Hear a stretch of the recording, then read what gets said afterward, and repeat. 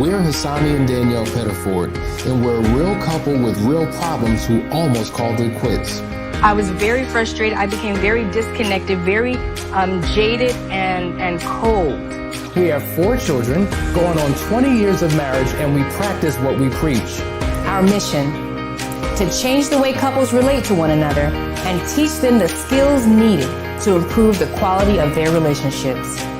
This is the Couples Academy Show.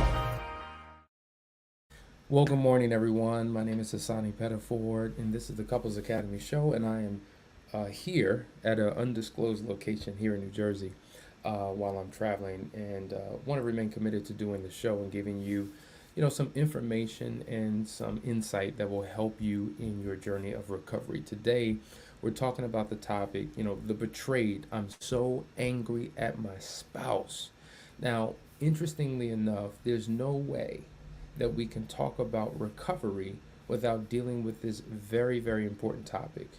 If I think about the last 10 years as an infidelity recovery specialist, dealing with marriage issues prior to that, we were, dealing with more general things across the board. But once we got further training and began to really focus on infidelity, one of the biggest issues that the betrayed spouse struggles with is anger.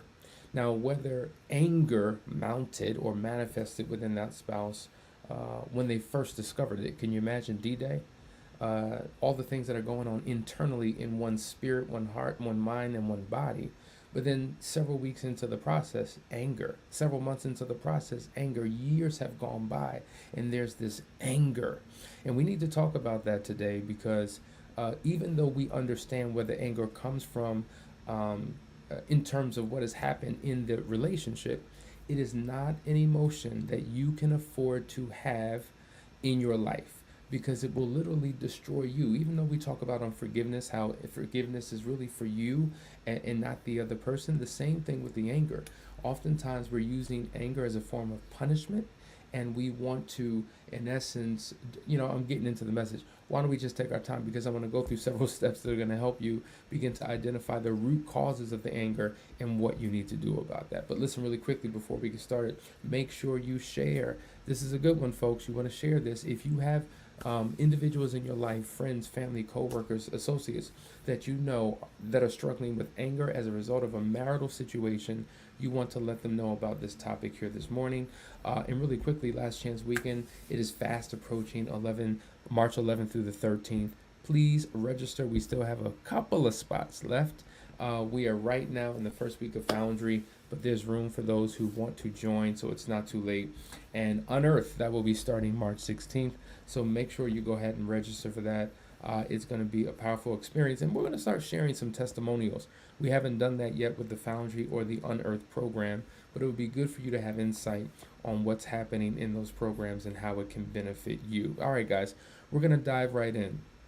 I want to talk to you today, not just about the anger itself, but the root causes of the anger, okay? So one of the first root causes of anger is resentment, okay? Resenting your spouse. And when we think about the word resentment, really what it is, it's a bitter indignation, okay, at having been treated unfairly. You would expect to be treated unfairly by people you don't know, strangers, when it comes to things outside of your home. But there's never an expectation that you would be treated this way by your spouse. And as a result of that, it seems like a more painful blow because of the nature of the relationship that you have with the person who has hurt you. And so the root of that anger is resentment. It's bitterness. It's holding on to it. It's not letting it go. And you got to remember, forgiveness, right? And it's hard to forgive when you are angry and have resentment. But forgiveness is an act of self-liberation that frees you from being a prisoner of your past, and it allows you to live in the peace with your past, but not just your past, your present, and your future. And so I'm bringing up forgiveness because in order for you to move into that space, which is what all of us desire if we've gone through something, but we've made the decision to stay, we've got to dig deep under the surface and pull out the resentment and the bitterness and the anger that has unforgiveness anchored deeply embedded within your being. Does that make sense? And so having a new relationship with the past, because you can't change it. Having a new relationship means changing the way you look at it. Now, this is something that can't obviously be done in the discovery phase because you're right in the thick of it. It just happened, and that's the most volatile stage that you'll ever be in, where the anger really creeps up. But what I'm talking about is long term. There are those of you who are watching who discovered the affair a few years ago. It's been maybe 5 years, maybe a decade, and you still can't shake it. And one of the areas that you struggle with is resentment and where you're focusing your mind on. As we say, these thoughts are typically focused on a past event or you're anticipating a future event. And so if there's a negative emotion that you have about your past, it can keep you stuck in resentment. But let's go to another one. This is a really interesting one.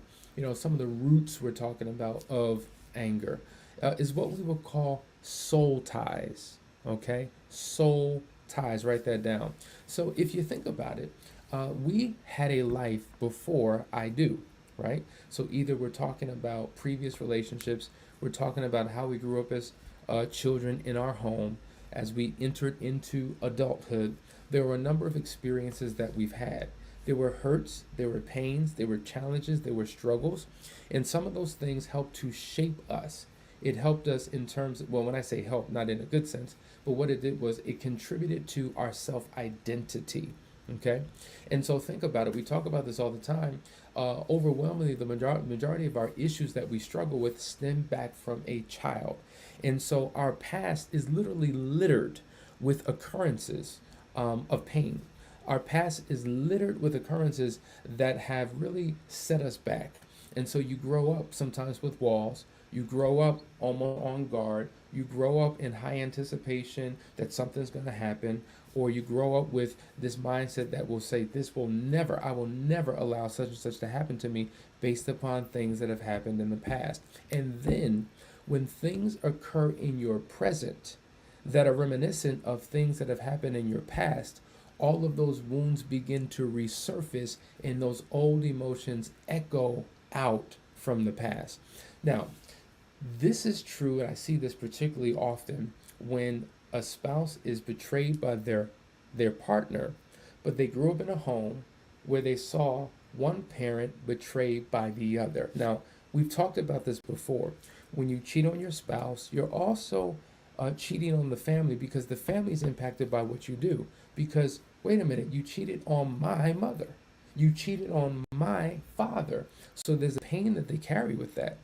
Oftentimes there's bitterness, there's resentment to that parent who did whatever they did that ultimately led to the demise of the relationship, possibly the destruction of the marriage. So they're holding this pain. And then to enter into a marriage where, boom, you experience it again, but now you are the one who is the victim in the situation. So at the root of that anger, it's not just what is happening to you, but it's what's happened to you in the past. And because you haven't properly dealt with that pain, it's very difficult to deal with the pain that you're currently experiencing. And so pain that isn't transformed will eventually be transmitted. I want you to write that down.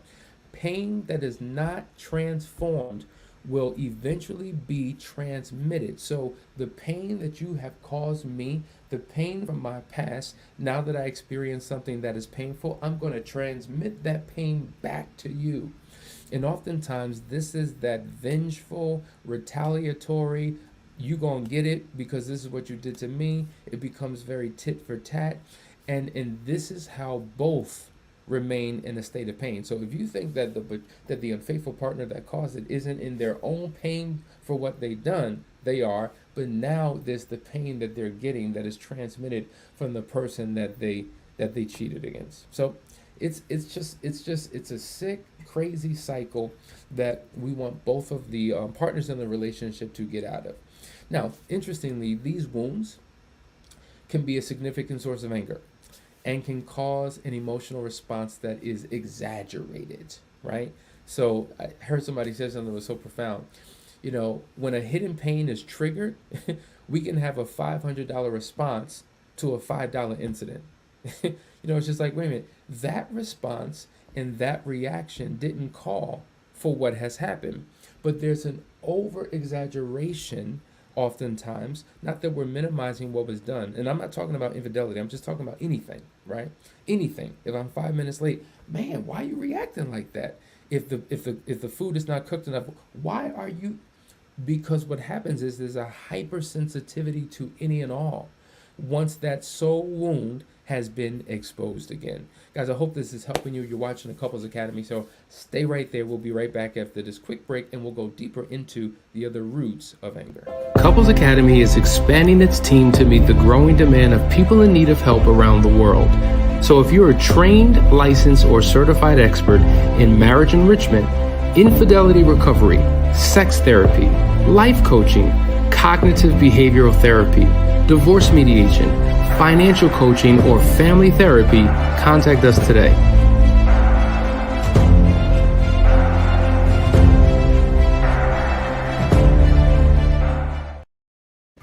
Couples Academy is committed to serving couples around the world by reaching beyond cultural lines and language barriers. We are proud to announce that we now serve the Spanish-speaking community. So whether you're here in the United States or abroad, Couples Academy has a place for you. Couples Academy se compromete a servir parejas de todo el mundo, superando las fronteras culturales y las barreras del idioma. Ahora, estamos orgullosos de anunciar que servimos a la comunidad de habla hispana. Entonces, ya sea que estés aquí en los Estados Unidos o en el extranjero, Couples Academy está aquí para servirle.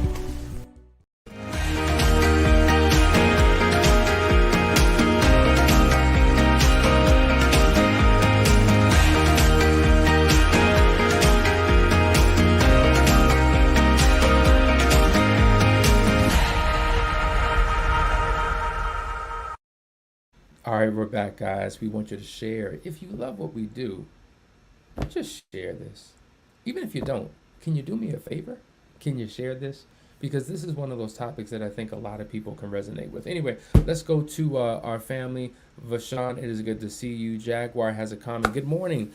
This one is definitely for me this morning. I've been trying so hard to forgive and move forward. I've never dealt with the deep sadness and pain I've been experiencing. And she goes on to say, now that and thank you for putting two of two. That really helps me because as the comments come in, I'm just like, what?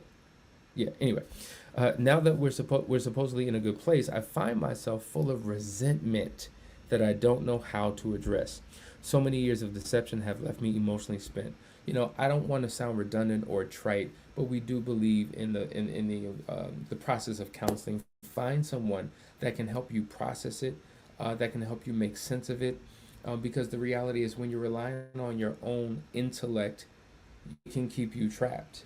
It can keep you stuck because there's a deeper dive to it that you may not be seeing. And sometimes bringing somebody else in and helping you see things from a different perspective will help to change things. As we say all the time, when you change the way you look at something, the thing that you look at changes. Anyway, Keith, good to see you. Debbie and Jody, as always, your family, good to see you. Shalice says, to my husband who is listening, hopefully with restorative ears, I get angry out of nowhere as I struggle with internal conversations, but please know I love you through it as I know you love me through it. So very powerful statement. I want to correct something. You get angry out of nowhere. No, there's somewhere. You just said where it is. It's your internal conversations. So remember, we all live in a world, but there's a world that lives within us. And just as God, the creator of this universe, is the master of this world that we live in, he has created us in his image and in his likeness and has given us powers that maybe we're not aware of, maybe we don't tap into, maybe we don't use for our benefit. But we, in essence, are the directors and the captains of our inner world, okay? And so that is where the source of the anger and the resentment comes in. And so what we need to do is figure out how to properly manage what's going on the inside of us. For once we use our body as a tool, we can control it. Many of us are slaves to our body, slaves to our mind, slaves to our emotions, slaves to our thoughts, only because we haven't learned how to properly manage them.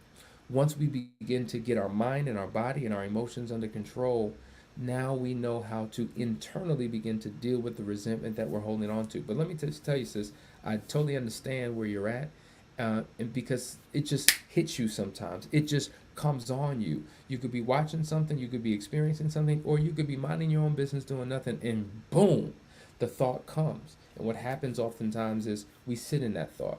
We marinate in the thought, and we become angrier by the minute the more we think about it. So we've done a phenomenal, well, I'm saying it, but we did a series on the marriage mindset, and how even though most of us use our five senses that allow us to connect with the outside world, there are these six mental faculties that we have. And once we tap into them and understand how to effectively use them, everything begins to change.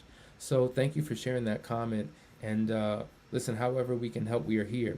VT Flo, good to see you. Gonzalez, Ralph, Facebook user, Fidelina, excuse me, Lisa, Jarius, the list goes on and on. Marchant, of course, Jewel, we're all here in the building.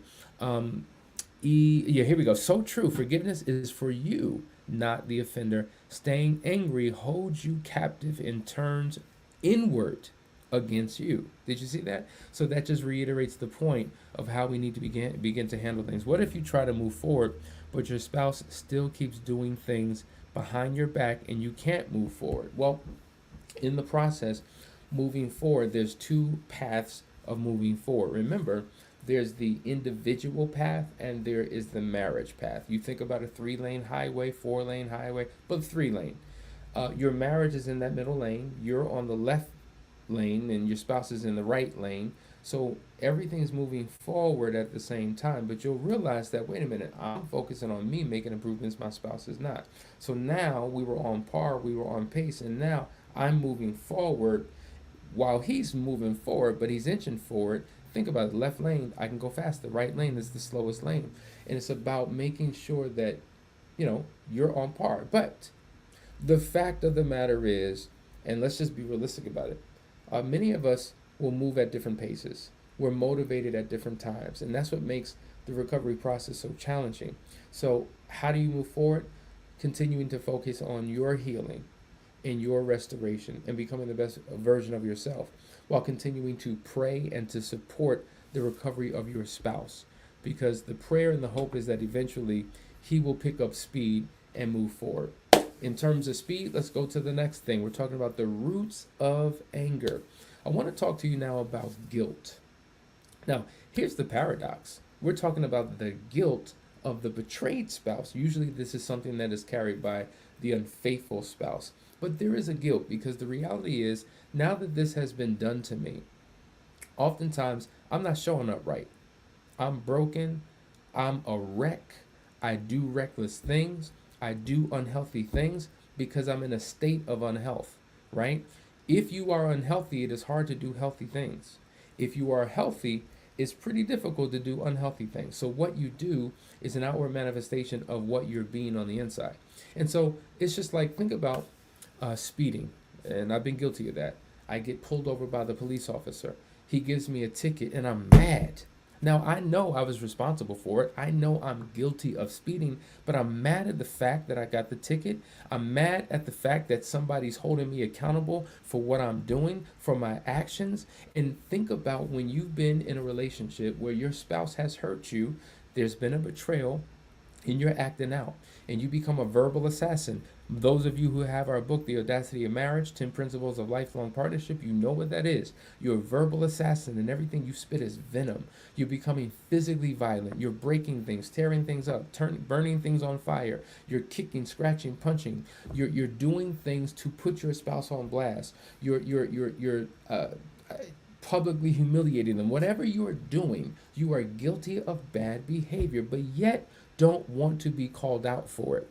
And so there's this guilt that you have that you struggle with. And so because of this guilt that you have, it's just like, fine, I know I'm doing it. I know I'm wrong, but who are you to tell me what I can and cannot do? Well, that fuels the anger that you're operating in. So, ladies and gentlemen, I'm telling you, this anger thing, it doesn't just destroy your partner, it can destroy you, it can destroy everything. It's like setting things ablaze and watching everything burn down to the ground. That's why you want to get a hold on this emotion, because it's a devastating emotion. When we're talking about the emotional scale, right? On one end of the scale, we have sadness, we have depression. When a person is depressed, they're out of it. There's no energy. I don't feel like getting out of the bed. I don't feel like washing my behind. I don't feel like eating any food. I'm just in this low place. There's very little energy. Now remember, emotions are nothing more than energy in motion. So on that end, there's no energy. I do nothing. But on the opposite end of the emotional scale, there's such an intensity. It's a high level of emotion. And in this emotion, you feel compelled to react, whatever that reaction is. And so this is why we have to manage it. You know, the scripture says, be angry, but sin not. So anger isn't necessarily just the problem. It's what we do with it. It's how destructive we can become with it. And it keeps us in a place of guilt. All right, the next one. Inferiority, guys. We're talking about inferiority at the root of our anger. Okay? It's interesting. We have a strange way of giving others power over our lives. And if we feel that we're being disrespected or we feel inferior to another, anger is a common response. And we hate it when others fail to value or affirm us. See, I thought that I was in a loving relationship where you honored me, but you did something that was dishonorable. And it makes me feel some type of way. You chose or selected someone else, and it makes me feel some type of way. So now I feel inferior. Now I feel less than. Now I struggle with self-worth, self-esteem. You know, I used to think I was this. Now I question it. I used to have a level of confidence. Now I'm insecure. This act has made me inferior. And now that I'm not who I thought I was, or maybe I don't think I am who I really am, but the point is the way I see myself now. I see myself from a position of inferiority, and there's an anger that festers in that because you did not value me.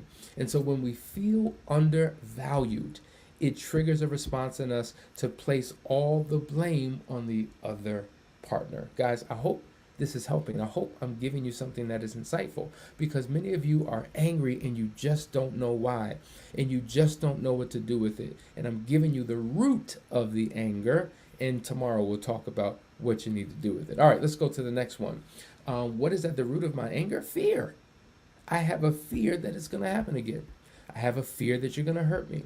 I have a fear that I'll never get out of this pain. There's an incalculable number of fears that we walk around with. I have a fear that maybe if I leave, I'll never be able to enter into another relationship. So I have a fear of being trapped. I have a fear of no longer being attractive. I have a fear of never being good enough. There's all types of fears that we're struggling with. And in a moment of danger, we frequently utilize anger as a method. Think about the fear. Going back to the fear. Because we have fear, it makes us angry, right? And so this anger that we're unleashing on our partner, we're doing it because we're trying to protect ourselves from being hurt. It's self-protection, self-preservation. And so oftentimes, because I fear that you're going to do something again, I got to protect myself. So guard is up, wall is up. I have the belief that if I open up my heart again, you're just going to harm it. So that fear causes me to release this invisible wall that you can't see. Oh, but it is there. Man. Let's go to the next one, guys. This is the final one. The root of your anger. Righteous indignation. So now, at times, anger is actually justified. You know, when a wrong is done to you, there's a need for it to be corrected. And that anger serves as an intended purpose. And the reality is, it's okay to right a wrong, but be sure that you stay within the bounds of love, and something that is healthy. Because if you don't, it can be destructive. You know, I say this all the time. Martin Luther King was angry. He was an angry man. Mahatma Gandhi, angry. Mother Teresa, angry. Billy Graham, angry. Anybody who's made a significant impact on the world was angry. Now, do I mean that, they just had these angry personalities and nobody could deal with them? No, no. They were angry about the situations and circumstances of life. They were angry about the conditions in the world. They were angry that people, weren't rising to the fullest potential of who God created them to be. And that anger drove them to do something. Remember, anger is nothing more than an emotion, and an emotion is nothing more than energy in motion. And so when you have righteous indignation and you feel justified in your emotion, the question is, what are you going to do about it? So either this emotion will be constructive or it will be destructive. And many of us have chosen the destructive path rather than the constructive path. And that's what has led us in the negative spiral that we've been engaged in. And guys, we're talking about the roots of betrayal. I'm so angry at my spouse. At least now I have an indication as to why that is what it is. Stay right there, guys. We'll be right back after this quick announcement.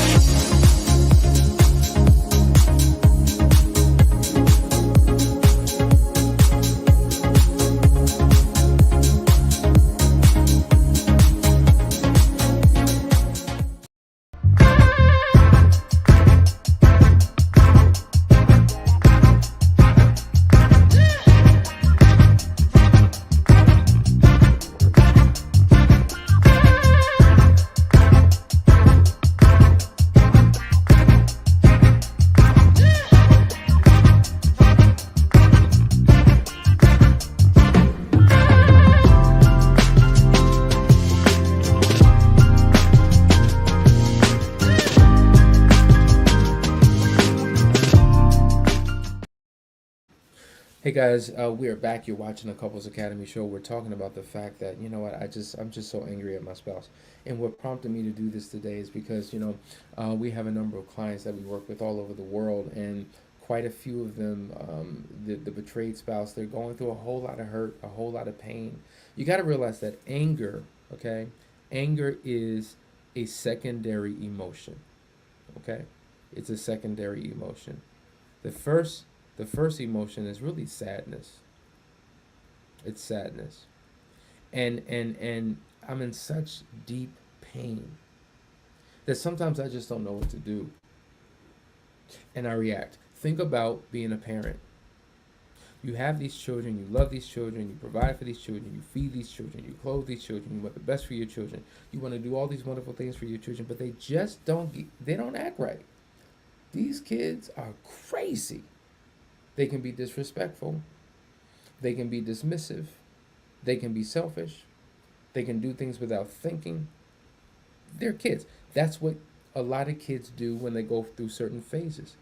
And sometimes in your frustration, some of you will scold, you will beat, some even abuse their children out of their frustration, because guess what? I just don't know what else to do. How do I get through?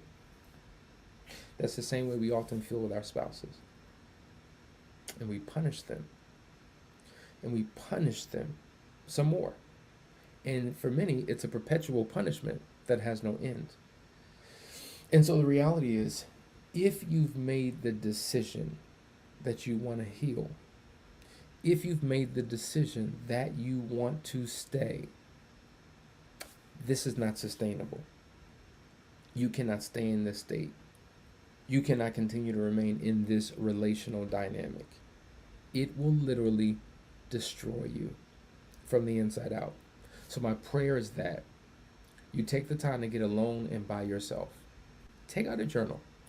Begin to write down how your anger shows up in your life, in your relationship, in your family, on your job, with others. Because when a person is festering, sometimes it doesn't just affect the spouse, but you become angry at everybody and everything. It's taken over you. And we want to go through a releasing process. So tomorrow on the Couples Academy show, we're going to be talking about what you need to do to control that anger. Guys, I hope this was helpful for you. I see a lot of comments in. We will take the time to address those. I promise you. Love you all. Have a great day. See you soon.